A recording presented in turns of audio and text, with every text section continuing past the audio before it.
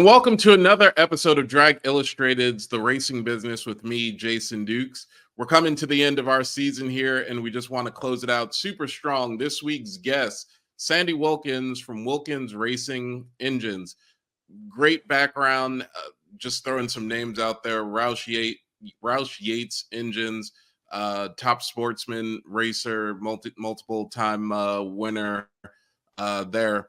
And as I said, owner and proprietor of Wilkins Racing Engines. So want to go ahead and bring Sandy on for this week's interview in Drag Illustrated's The Racing Business. Sandy Wilkins, welcome to the show. Thanks, Jason. Good morning. Good morning. Good morning. So this show is airing just right after the PRI show. And so, just tell us a little bit all about all the things going on in the world of Sandy Wilkins right now. Well, of course, this is our busy season. We are overloaded with engines at the moment. We've got a shop full. We're currently working on installing some new equipment. We're updating the dyno cell. We've got new builds for some new guys, as well as just recurring engines as sort of our normal freshen up program. But we are busy. We're working 6.5 days right now, just trying to get caught up. People are going to race in February, so we've got a lot to get done in a short amount of time. Gotcha. And so tell us a little bit, just how old is the without going into all the history, because we'll get into it. How old is the business? So we opened in December of 2019. This time, I had the shop previously in Raleigh, North Carolina, before we went to work at Roush Yates. But yeah, end of 2019, we opened up and have been just wide open ever since. Gotcha. And tell us about your current racing resume. I see a bunch of Wallies back there, and I know you have a pretty distinguished racing resume here. Well, we've probably since 2003, we've pretty much focused on NHRA racing. All the way up to 2019. Since 2019, we've been sort of hit and miss, trying to kind of focus on the business side, a little bit less on the racing side. We hope to get back to the racing side here before long. But yeah, we have 6 division championships in NHRA, 4 national event wins, and 1 world championship. Great. That's super awesome. And just quickly tell us about some of the projects that Wilkins Racing Engines is working on, and then we'll start in the beginning and tell the whole story of Sandy. Well, currently we've got 3 RTR drift car engines in here for the Von Gittin Jr. RTR team, and they won the championship this past year. They won 5 of 8 events. And had a fantastic year. That's with our RY45 engine, which is an engine I helped design at Roush Yates. And it's a small block Ford, 454 cubic inch, fuel injected, dry sump, 950 horsepower plus 300 horsepower worth of nitrous, which is a pretty radical small block package for Mustangs to ride around and spin tires. And They just had a fantastic season. We've got some of our proprietary 484 Max engines going together, which is for mostly grudge racing style packages, but we also have a bracket race package with the 484 Max cylinder head package, and we're working on some of those right now. So they hope to debut in January, maybe in Florida. And we've also got plenty of just our standard big block Chevy bracket programs. We've got some small block bracket programs. We currently are on block 67 of an 80 block run for Roush Yates, where we machine blocks for them for their Mark IV car program. And I don't know if you're familiar with the Mark IV, but it's a Ford GT. Track day only car, 830-ish horsepower V6. And so we are contracted to do 80 engine blocks for them. and we just finished number 67 this morning, and that's a pretty neat little project. And then we have some RY45s for dirt late model guys in the shop at the moment, which is carbureted package, but still dry sump, 4.5-inch bore space, small block Ford. We've got a very unique all billet tractor pull project going on right now, with a brand new cylinder head from MBE Cylinder Heads, and it's billet everything, including the daily billet oil pan. Very nice project. So for a tractor pull application, which is pretty unique. So got a lot of variety. And we sort of specialize in variety. Yeah. That's an amazing specialty. It's always interesting to see on this show people that what people's specialties are, and then when they have sort of cross specialties, like how they actually manage dealing with the some of the similarities and differences between the different markets that they deal with. It's always interesting to see that. But let's go ahead and start with the story of Sandy Wilkins. Like, tell us. Well, so the shop is currently in Concord, North Carolina, so it's sort of a racing hub there, right? Well, we're actually in Mooresville. Mooresville. Yep. We're 1 mile from the Mooresville Dragway. Okay. So for myself and my drag racing customers, it's a great location for testing, etc. So we can just we can leave the shop, hop right over to Mooresville Dragway, make some test passes, which is fantastic. But we're also in the hub, basically Race City, USA, and anything you need racing wise, you can get in Mooresville. So that is also a benefit to our business. So if we don't have it, somebody here does. Somebody does. All right. Absolutely. So tell us the story of Sandy. Where does your story begin? Well, it starts at a pretty early age. My dad was a sailboat racer, and I wasn't very good on sailboats. And so together, at age 14, he got me into go-kart racing. And where'd you guys grow up? Where'd you guys grow up sailboating? So I grew up in Wilmington, North Carolina. Okay. So right on the coast, and enjoyed living there for a long time. The sailboat racing really wasn't for me. So my dad decided, let's do something we can do together, and that was go-kart racing. And we started that, and was fairly successful up until about age 16. And while we were go-kart racing, he decided he wanted to get into road racing, and we SCCA raced for a bunch of years locally. But age 15, I was actually the SCCA D-prepared autocross champion for North Carolina region in a Mini Cooper. So you had like a 67 model Mini Cooper, which was is a pretty neat little car, and it was 220 horsepower and 1,100 pounds. So It's a pretty good power to weight ratio for a 15-year-old. And so we did that in conjunction with go-kart racing for a while. And then when it came time to graduate high school, we kind of put the racing on hold while I went to college. And of course, as a teenager in college, still wanted to be involved in cars. So I built a little hot rod, did some street racing, got in trouble, sold the street car, bought a drag car because that's all that I could afford as a college student. And during that time, I started crew chiefing for a guy that ran Pro Modified, or originally stopped Top Sportsman and then into Pro Modified. And his name was Kenneth Tripp. And Kenneth taught me a whole lot about racing and what to do and how to basically have a professional style race team. Mm-hmm.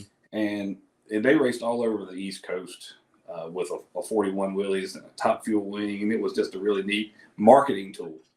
And they sold more T-shirts than anybody else at the racetrack, which was really neat because it helped pay for the racing. So that was also a great learning experience. So at a young age, I kind of learned about marketing, the life of racing, what it takes to do all that. And straight out of college, Kenneth got me a job working at an engine shop. And I'm like, well, I'll just do this for a couple of years and then I'll get a real job. Well, you see how that turned out. Right. But so we built late model stock engines. We ended up building Bush engines and truck engines for NASCAR.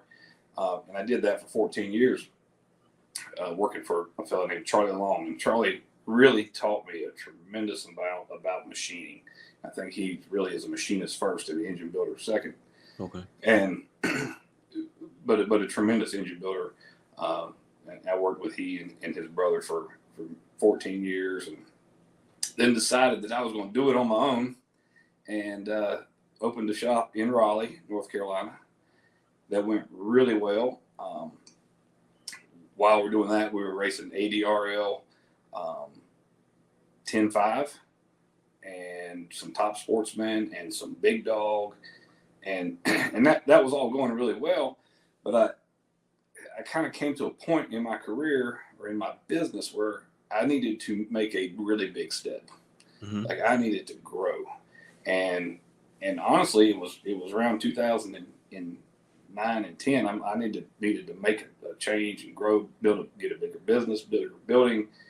Well, hold on. Let's also give some people about some history about 2009 and 10. That's probably the worst time to be in a situation to have to make your business grow. Yeah, it was. I made it through 08, and we're cruising through 09 just barely. And I'm single, and I don't have many bills, and I'm just surviving. Mm-hmm. And I'm working 10 to 12 hours a day, and I kind of got to a point where I was really frustrated with I couldn't really grow, and I couldn't do everything I wanted to do. I didn't I wasn't married. I didn't have a steady girlfriend. It just it wasn't a great life. And Roush Yates approached me to buy my business basically and move me up to Mooresville and put me in charge of a drag racing program. And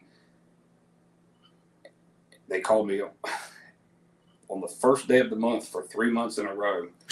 And finally they said, we're going to hire somebody else if you don't want to come. And they called me on the right day. And I said, all right, I'm so they knew that first of the month pain point. Right. I think they did.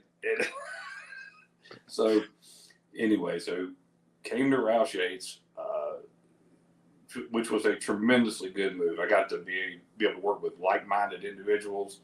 I got to learn how big business runs, because Roush Yates is an extremely big business. We worked in the guy that hired me, George Gable, ran the shop, and it was different from the cup shop. So when people think Roush Yates, a lot of times they just think cup engines, and we had a shop that did customer engines. So I was in charge of a Sportsman drag racing program. They were off-road truck programs. They were sprint car programs. There was a pro stock program that I was partially involved with, dirt late model, etc. So anyway, yeah, I know they had a Grand Am program too. At some point, they did engines. Yes. So, yeah. And what happened is after a couple of years, I think Doug Yates decided that we needed to sort of specialize, kind of trim it down a little bit, and we did. And they put me in charge of the machine shop at our facility. And at that point, we were doing the Ford GT engine program. So I was directly involved with building and machining the Ford GT blocks. And that went on, and we won Le Mans, and we won the 24 Hours of Daytona on the debut. And it was just a great program for about 4 years. And when that program came to an end, it was a good time for me to look at reopening my business. So, and with advice from my wife, we decided to reopen Wilkins Racing Engines, and it was a good move. But once again, seems like every time I open a business, the economy kind of takes a dump. So anyway, the first couple of years here were a little lean, but everything has gone well. We've been extremely busy, and we still have a great relationship with Roush Yates, which is why we are doing the Mark IV engines for them, which is the same basically engine block as what we did for the Ford GT program.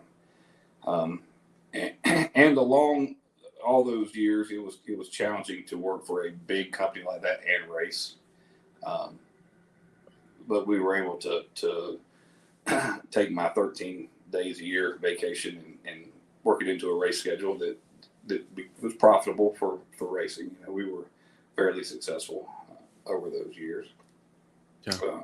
But here we are, back on our own, doing what we want to do, which is work 12 to 15 hours a day, and enjoying every minute.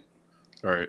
So tell us, what was the biggest well actually let's just go backwards and sort of talk about business lessons. So, in college doing the Pro Much stuff, crew chiefing, like what was one of the biggest lessons that you were able to relate to business that you learned doing that?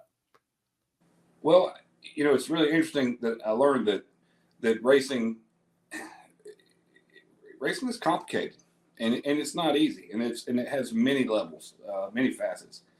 And one thing that I really did learn with those guys is that it's going to be difficult or impossible for a sportsman racer to make a living racing, for the majority. But you can definitely supplement your income with things that are not directly racing related, like the t-shirt sales. And during those years, I had a bracket car, and I had issues with my wheelie bar wheels. So I created and designed a wheelie bar wheel that wouldn't wobble, because at the time everybody was using what I call the shopping cart wheel. That wobbles as you're going down the track, and if a car is on the wheelie bars a lot, that will steer the car left or right if the wheel wobbles. So I invented a wheel that didn't wobble, and that was out of necessity from racing. Mm-hmm. And what a lot of people also don't know is that out of necessity, I invented the wheelie bar wrench, and that came one night while we were watching somebody use a wrench and a tape measure and fumbling around the wheelie bars, and it's far enough back that I believe Buster Couch was still the starter, and at NHRA, and he told the guy to go ahead and stage, because they were taking too long adjusting the wheelie bars, and I'm like, there's got to be a better way. So we invented the wrench that is a ruler and a wrench all in one, and when that came out at the track, people came up to me like I was a drug dealer. Hey man, you got a wrench, and I've just, that's been a great additional source of income. So the wheelie bar wheels, the wrenches, those things that were built out of necessity from racing, paid my mortgage at my shop. For many years, just the sales of those would pay the mortgage. So that was a great segue from working for somebody else to working for myself, knowing that I had income coming from these products we'd created, out of necessity through racing. Right. It's when you know that you have that income coming in, you don't feel quite as stressed to stick your neck out on the next job. Right. When you have some income that's sort of, like a monthly thing. So we sell a large number of wrenches and wheelie bar wheels to people like Bickle and Tim McCamish and, other chassis shops. Yeah. And what was that like to go from just inventing something to now all of a sudden, like you said, you're almost like the drug dealer at the track, where people, everybody wants one, but a lot of people actually have a lot of people have trouble making that transition, right? Like this is a business podcast. We keep it real here. Like this is to give people business advice. Like what were some of the struggles maybe that you had, or just maybe a story of, you know, going from like, you know, just tinkering and making this invention because it was necessary to like, oh my God, like everyone needs this. That's an interesting question because it sort of it developed out of necessity for myself. So I didn't even think about selling them to other people at the time. Mm-hmm. And you know, I showed like the wheelie bar wheel is a really interesting scenario because what I came up with was way ahead of its time as far as lightness. It was thin and narrow, and I put them on my car, but nobody else thought they would work. They're too thin, they're too narrow, they're not going to work. So I built a set for me, I built a set for my buddy, and I had a couple people interested. And I had like Nichols guys said I'd buy them if they were more robust. And I'm like, all right, so I'll make some that are more robust. So I backtracked and basically uninvented the really trick part so I could sell it to market because it was too big of a step from the shopping cart wheel to the ultralight wheel. Right. So now, 20 some years later, the ultralight wheel is what I sell the most of, but it is the exact same design what I came up with 20 years ago. You just had to wait for the market to actually catch up to your invention. Yes, I mean it was. So we invented the ultimate ultralight wheel was what we called it, the ultimate, and we ended up backing up and making a star, which was just wider and thicker and heavier, so that people would buy it. Yeah. And Thank you for sharing that story because that's super interesting. I mean, in my business, I have a lot of like clients that sometimes, you know, fight the market, or I have conversations with people who are sometimes fighting the market. Like they have this invention, they know it's great, they know it's what people need or whatever, but people are still like, "Whoa, slow down!" And they're telling them what they need, and people still resist just giving the people what they need. So, right. yeah, thank you for sharing that story. It's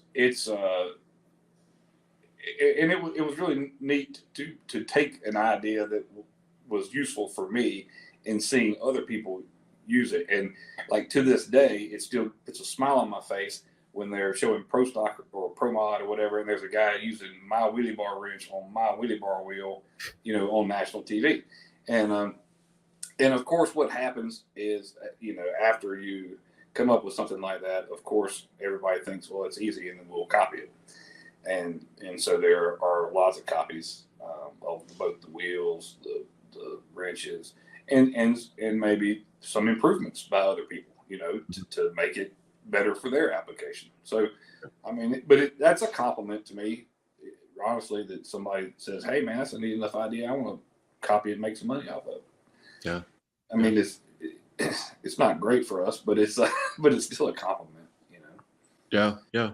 Well, the next question I have is about being an entrepreneur, but also, you know, having been an employee. Like, I do see that you know, a lot of people are like straight employees, and a lot of people are straight entrepreneurs. Right. It's interesting when I hear people you know have a you know a successful career as an entrepreneur and also a super successful career as an employee. Like, how are you able to go between the two, and what are some of the either story or advice that you have for people with that?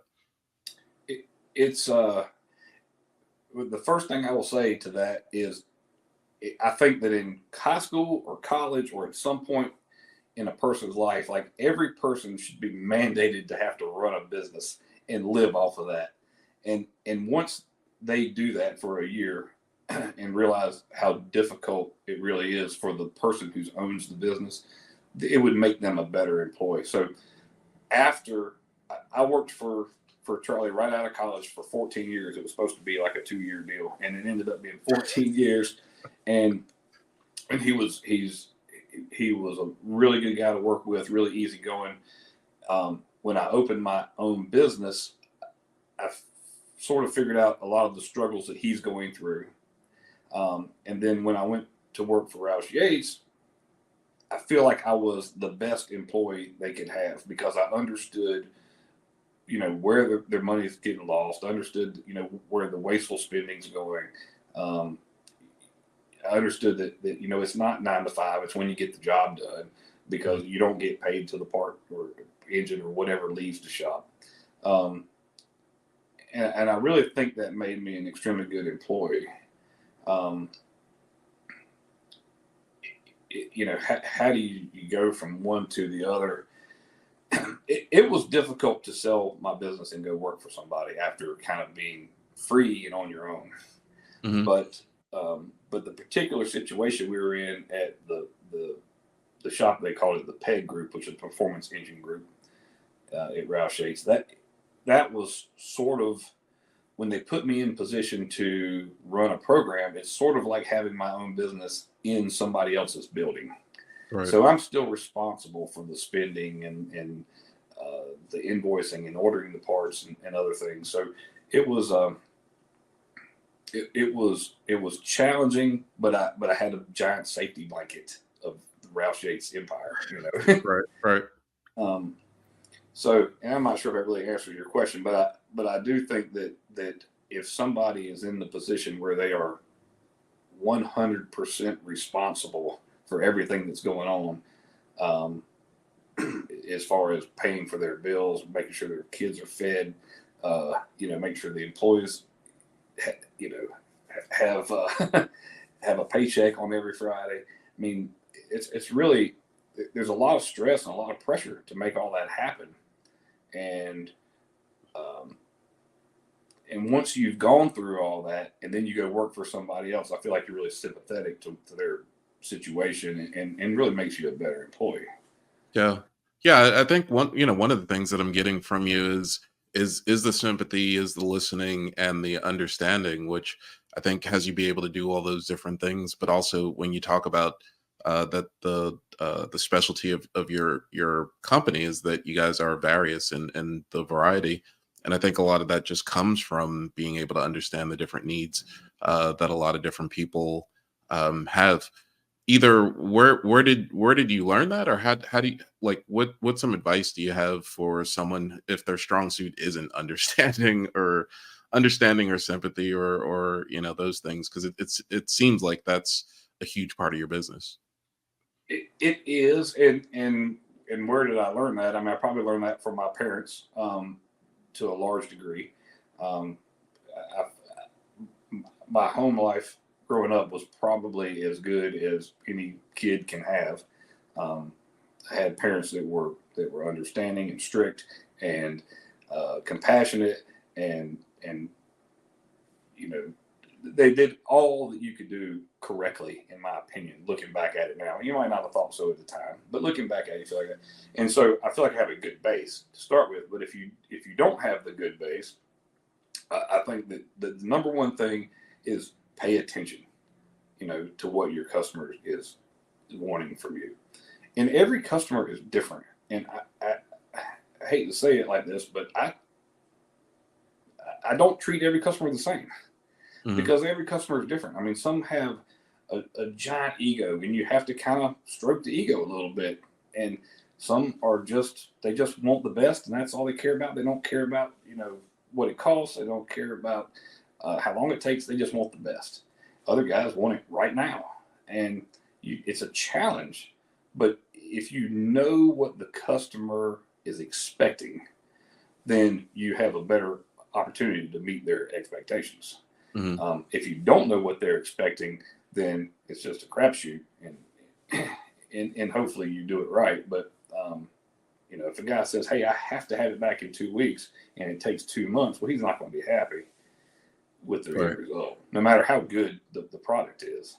Right. Well, and I think a big part of that is making sure that you know what the people want by asking them what they want, or by listening, because I'll go a bunch of places and people will tell me what someone else wants, and then I have a conversation with someone else and it's like, wait, that's not what he wants. Like, where'd you hear that? And it's like, well, we were just at the water cooler and we decided what he wanted. And it's like, well, that's not how it works. Well, and on the flip side of that, so here's where the juggling act comes in. The flip side of that is, so, customer A wants what he wants. That may not be what he needs. And if I know that that's not what he needs, then I try to, point him in the right direction. And as an engine builder, I mean, like these RY45 engines have 1,115 individual parts in each engine. Yeah. That's a lot of components. And for a customer to say, hey, I want this or I want that in one of those engines doesn't really work because, part A affects part B, which affects part C, etc. And in my opinion, if a guy comes and orders an RY45, he doesn't care about what's inside of it. He just wants it to perform. And that's great because then that allows us to just do what we do and make the engine perform. It needs to obviously last, make good horsepower, et cetera, et cetera. So if we can check all those boxes and the customer is happy. When a customer brings you an engine that has been multiple shops, it's not done the way that we would do it. It's often a big challenge to get the customer what they want and what they need. Oftentimes when somebody brings us an engine that came from another shop, it's very expensive because we change a lot of items to get it to our spec, which is what we know works, right? And it is challenging. I don't want to go off on a tangent here, but it's just this particular business is difficult, and that's where I think just the communication, to stay in contact with the customer, let them know what's happening, do the best you can to inform them on pricing, etc. This is another business where it's almost impossible to give a quote on a custom engine. I mean, it's just, you can give a range, but to give an exact quote is almost impossible because you just don't know what you're going to see from start to finish. But so this version of the business, I guess round two, you started it right before COVID, so that's probably going to be the answer to this question. But what has been the biggest challenge, and what are some of the things that you've done to get around that challenge and advice that you have around that? Well, the obviously, I think the biggest challenge is personnel, and finding people that will just come to work has been a little challenging, actually. Everybody that I've got working for me now is fantastic, and I couldn't ask for a better group of guys. And gal, my wife also works here. So, the challenge is right now for me, it has been personnel. People seem to want a lot to do a little, and in the racing business, it's always been a challenge to get things finished in an 8-hour workday, and it's almost never do we work an 8-hour workday, and so finding somebody that's willing to stay till the job's done sometimes it is challenging, and young people, people that aren't married, don't have kids, don't have ball games, what have you, are often more likely to want to stay late and make a little extra money. We pay, and I think one way to make people happy is we pay people for every hour they work. So we don't do salary. We don't do, we don't take advantage of our employees. If you work 55 hours, you get paid for 55 hours. That's how it works. And we do have we have incentives and bonuses, and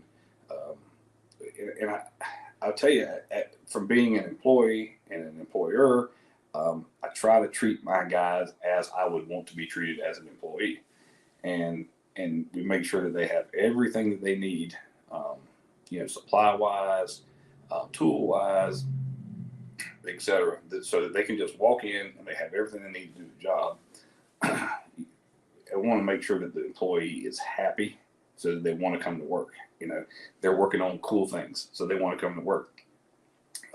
they don't do the same job every day, so that it what they do changes. I mean, I don't have one guy that does teardown. I have multiple guys that do teardown, multiple guys that will clean parts.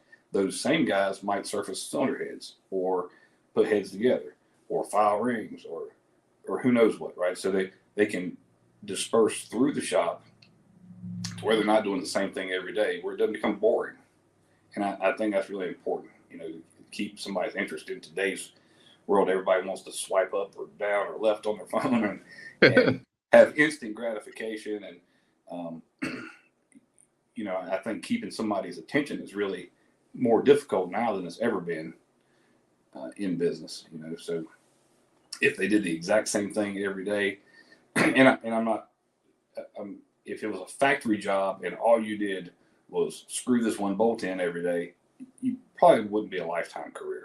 Right. And I really want to grow employees into a career path so that they want to be here. This business, and a lot of businesses are this way, but knowledge is cumulative. So you don't learn everything in the first year. You don't learn everything in the second year. We're learning today. I've been doing this since I was 14. And I learn something every day.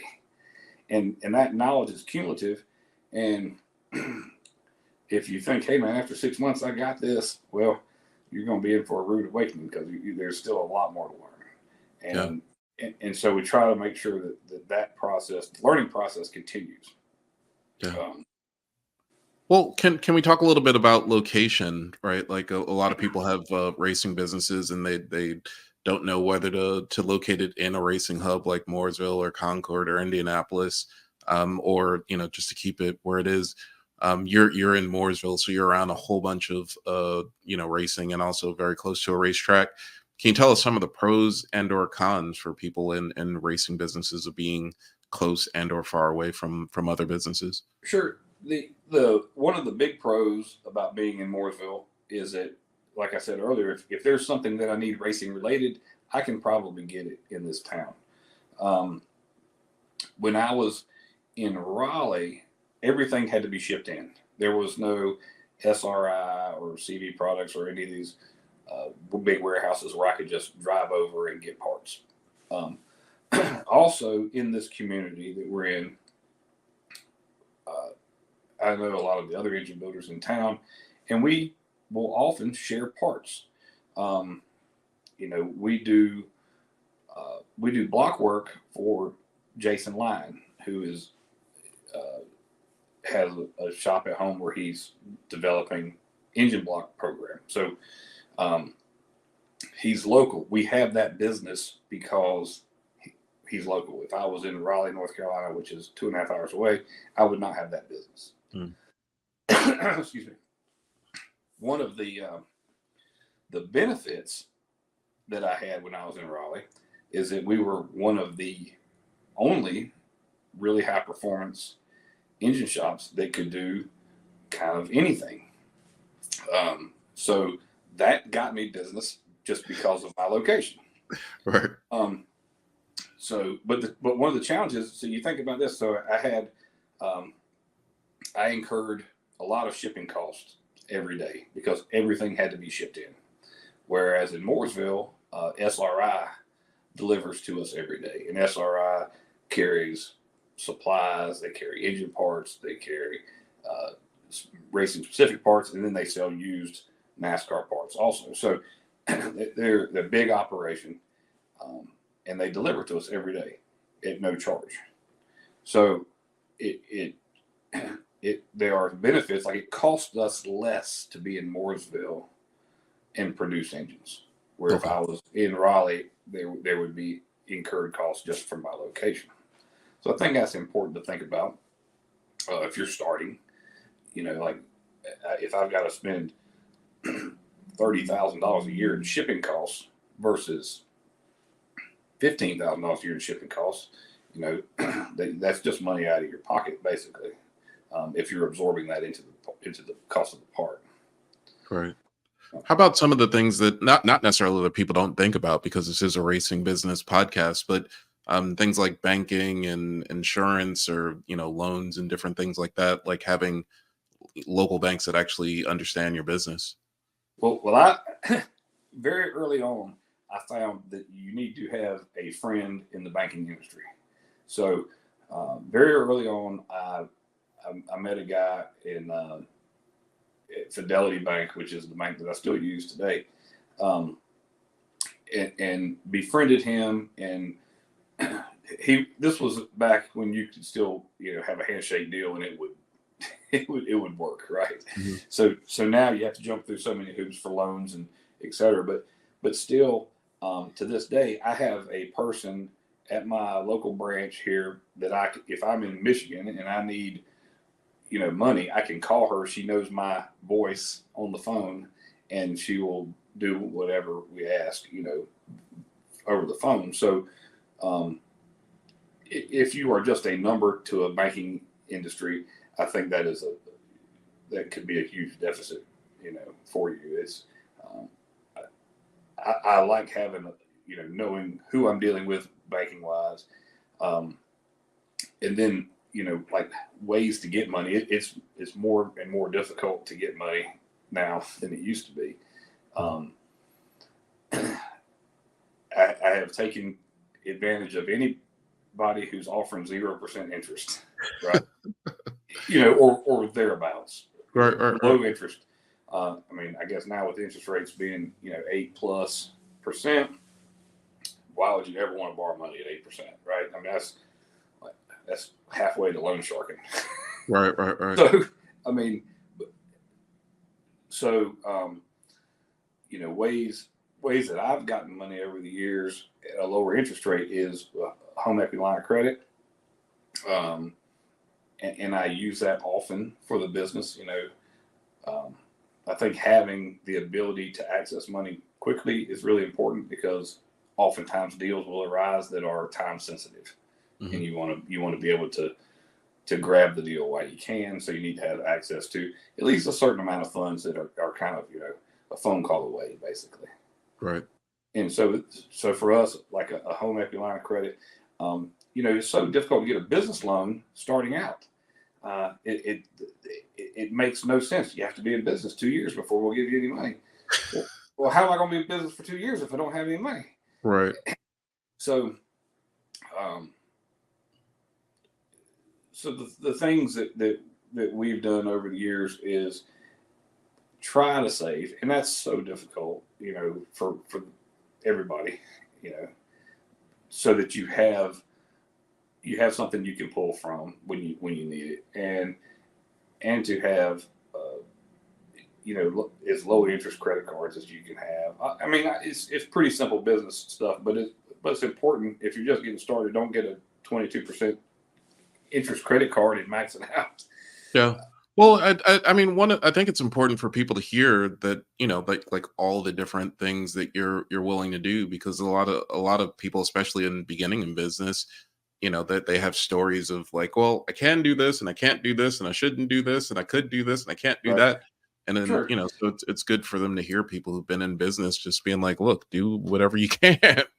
Well, because it is challenging, but here was my best motivation to start.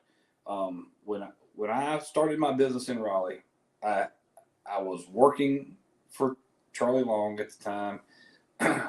I found a deal on one piece of equipment. I got it home and put it in my garage with some money that I had saved. And I told Charlie, I'm probably gonna leave, sometime in the next couple of months. Just giving you forewarning so you can find somebody else, etc. And that's something else. I think it's really important to have good communication with whoever you're working for or your employees, so that they know your plans, so that you don't leave somebody high and dry. You don't burn the bridge, right? Even if you can swim really well, you don't burn the bridge.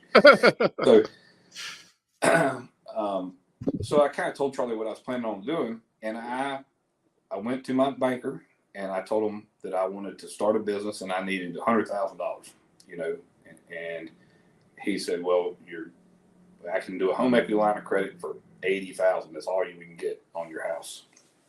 which was at the time they would loan you like 90%, which was really good, for Mhm. me. But my motivation, I mean, he asked me a dozen times, "Are you sure you want to do this?" And I'm like, my motivation is I will not fail if my house is on the line. Right. Like, I can promise you, if I've got to stay up for 24 hours a day, 7 days a week, I will not fail Right. if my house is on the line. But that's what it took for me to open the business. I mean, I had to put everything that I owned went on his spreadsheet, as collateral. Right. And yes, there was a lot of pressure with that, but at the same time, it's like it's good pressure. It's like it's like if I lose my house, that's not going to work out. So, and it did work out. So, I'm glad I took that leap, but that was a hard leap to take. Yeah, they're all hard leaves. Yeah, I mean, and the other thing that I want to kind of iterate about business and about racing, and don't buy things that nobody else wants. Because, I mean, if you want assets like this, the building that we're in now is on Highway 152. It is a nice piece of property and will probably never decrease in value because of its location. If you buy equipment that is not so specialized, you couldn't sell it if you got into a jam or what have you. So to me, it's always been extremely important to buy things that somebody else would want in case something happens, because life happens, right? And you may get in a jam and, man, that piece of equipment I bought, I don't use very much. I need to sell it. And I've got $40,000 in it. Well, if nobody else wants it, you can't sell it. So, and of course, we try to upgrade our equipment every number of years. Some of it's 30 plus years old. Some of it is 6 months old. But I'd like to keep it turning. But like I said, the important part is I don't want to have something that has zero value after I'm done with it. Right. It needs to still be an asset. Right. No, it's very good advice. Yeah, that's very good advice. Well, we end every episode with a couple questions. The only rule for these couple questions is there's just 1 minute answer for each. So good with that? Sure. All right. So Stacy, wow, where did I come up with that? Sandy Wilkins, let's put up your dukes. All right. First question is, you're involved in a bunch of different industries. What is the strength of the industries that you are involved in? Well, I think that racing, everything that we do is involved around racing. And racing, believe it or not, is really strong. And I think racing is very strong for a number of reasons. But I think that some of the drag races that are coming up are really great for the sport. I think that the television coverage, the flow racing coverage, the internet coverage, I mean, all of that is great for the sport. And it gets people interested, and it gets people wanting to spend money. And I'm glad that we're still in an industry that people want to be involved in. How about the weakness? The weakness is it is a money-driven sport. So as the economy goes up and down, you can see a turn in the amount of expenditures. And like I said, in 2008 was tough, and 2020 was tough for different reasons. But yeah, when times get tough, people kind of want to hold on to their money a little bit longer. So I think that would definitely be a weakness. Biggest opportunity? Well, that's a great question. The biggest problem is a lot of times you don't realize their opportunities till they're gone. So I think the just keeping your mind open to new possibilities, because change is constant and it's going to happen. So you have to be able to follow change or embrace it at least, so that you're not stuck in one genre. So I think the biggest opportunity is just that, the opportunities that may arise. Biggest threat? I think some. Honestly, I think that maybe our legislators might be some of our biggest threats. I mean, I fear for the internal combustion engine. I don't think it will ever go away, but I fear that maybe it's that our government makes it too difficult or too expensive for anybody to have any interest in our sports that use internal combustion engines. Yeah, and for anybody watching, be sure to go watch last episodes and join SEMA San to get on the SEMA Action Network so Sure. that they could help us save us. Right. How about most overrated and most underrated part about being Sandy Wilkins? I think that maybe the overrated would be that owning your own business is fun because it's not. It's I mean, it is challenging. It is difficult. It strains every part of your life. It is tough on relationships. It is hard, and I think when people say things like, "Oh, it must be nice to be this or be able to do that," there's nothing nice about it. It's hard and challenging. But maybe the most underrated thing is our work ethic here. I mean, we work hard, and when you came to me about doing this interview, I'm like, I can't take an hour off. Right. There's only 14 hours on Friday that I'm going to be able to work. So in those 14 hours, if I take 1 hour away, I mean that was my first thought, honestly. Yeah. I don't have time to do that. But things like this are important, and I think that my compassion for other people is maybe underrated, and our work ethic here at the shop. Great. They may not really realize what we do. Yeah, thank you also for taking the time. What's the last thing that you have for someone younger than you, someone coming up behind you? Well, I would just say be diligent. If you have a passion, follow it, and I don't care what the passion is. Right? If it's race cars, racing engines, just going to the track, what have you. I mean, stay off your phone and go do something with your hands, or your feet or your mind, right? I mean, it's just there are so many great opportunities out there. I think possibly everyone in our industry is hiring. I don't want to see the hot rodder go away, right? And I see a lot of people wanting to be tuners, which is great. But somebody still has to build the engine or build the car, or build the transmission, build the rear ends, and it is not easy to just be famous. Or, I mean, how do I say this? It's there's no real glory, in racing. I mean, you think there is if you're on the outside looking in. But really what it is a lot of work and a lot of passion. And, I think it is great when I had a young kid coming here this week with a sheet metal manifold that is trying to build a super stock car and wanted to know if we could weld this or fix that on the manifold. And I kind of pointed him in the right direction. And he's like, I think I can do that. And I'm like, well, yeah, I think you can too. Go try it. Right. What do you have to lose? If you need something welded, don't take it somewhere. Borrow somebody's welder. Try and weld it yourself. Learn something. I don't know.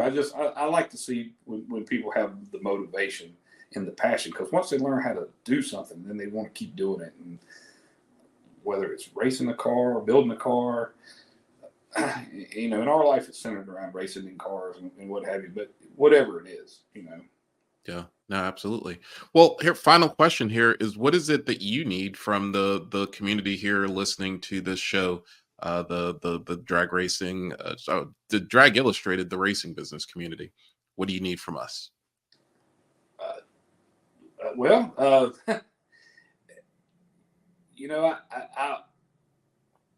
just want to make sure that our businesses, that the racing community continues. I really do fear for people not being able to do what they want to do, right, with whatever it is. And there's such a great community in racing, and I think that maybe we don't interact enough anymore like we used to. If you go back and look at how people used to interact, that were like-minded, and now everybody just wants to order something without talking to somebody on the phone, or I don't want to interact with these people at the racetrack or whatever. Just let's interact as humans. Let's continue to be human and enjoy each other. And it might sound a little cheesy, but I feel like that we're all headed in a direction that's not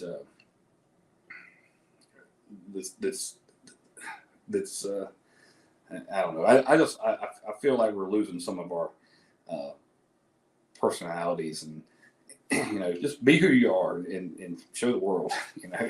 Yeah. Well, I mean, that's one of the purposes of this show. It's honestly, in some cases, just to counteract all the other messages that are going out there in the world. It's like, don't be yourself and be some fake and have filters all over the place and do all those things. And it's like, no, how about all the cheesy things that we got to get on here and say cheesy stuff just to counteract, right? All the other stuff.